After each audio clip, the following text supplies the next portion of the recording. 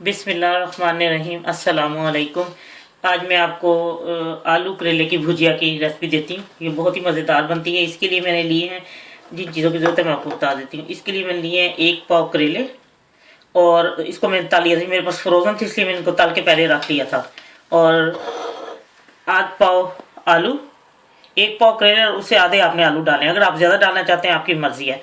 और एक बड़े साइज़ का प्याज और आधी चमची सुरख मिर्च, आधी चमची नमक, चौथाई चमची हल्दी, आधी चमची क्रश मिर्च और एक बड़े साइज का टमाटर, अगर छोटा है तो 2 ले लें आप, और सब्ज मिर्चें और आधे से कम तेल या आधा कप तेल हो जाए या आधे से ज़रा कम तेल होगा, वो अपनी मर्जी के मुताबिक डाल सकते हैं। अब मैं आपको बताती हूँ कैसे तैयार करना है। ये मैंने तेल इसमें डाल लिए, कुछ डाल दिया था। अच्छा, अब मैं इसमें प्याज डाल के फ्राई करूँगी।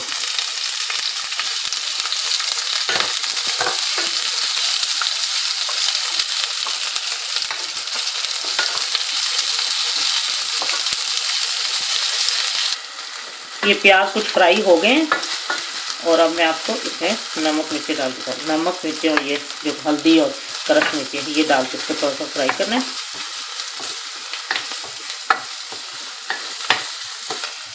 ये सुरख मिर्ची और ये नमक वाला कुछ फ्राई हो गया प्याज। अब मैं इसमें टमाटर डाल दूँगी।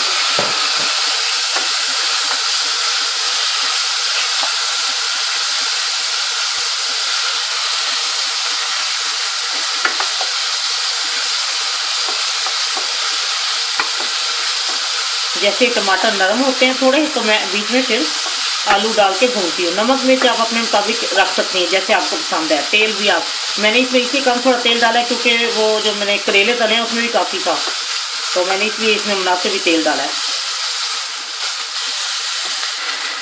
ये देखें अब कुछ टमाटर नरम हो गए। अब मैं इसमें आलू डाल दूँगी। आलू को मैंने थोड़ी देर पकाना है। जब थोड़े गल जाएंगे तो फिर मैं आप इसमें करेले डालूँगी, क्योंकि ये आलू गलने में देर लगे तो करेले तो वैसे ही तले हुए वो गल जाते हैं तलते हुए। तो अब मैं इसको कुछ देर रख देती हूँ। जैसे आलू आधे गलेंगे तो मैं आपको दिखाती हूँ फिर करेले डाल के। ये देखें आलू गल चुके हैं आधे और अब मैं इसमें करेले डाल देती हूँ। ये अब ये दोनों कुछ देर पकाऊंगी मैं इनको, क्योंकि अभी आलू में थोड़ी सी कसर है। तो फिर मैं आपको जब ये तैयार हो जाता है तो मैं आपको दिखाती हूँ। और ये सब्ज़ मिर्चें भी साथ ही डाल देनी है। अब इनको हल्की आंच पे मैं इसको बनाती हूँ और फिर मैं आपको दिखाती हूँ जब ये पक जाता है। लीजिए आलू और करेले की भुजिया तैयार है। ये देखिए इसमें काफ़ी तेल हो गया क्योंकि करेलों में भी था। करेले चूँकि फ्रोजन थे तो उसमें काफ़ी घी चला जाता है, तेल वगैरह ना। तो अब मैं आपको डिश आउट करके दिखाती हूँ।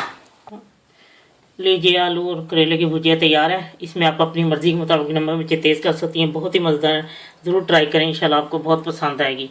अल्लाह हाफिज़।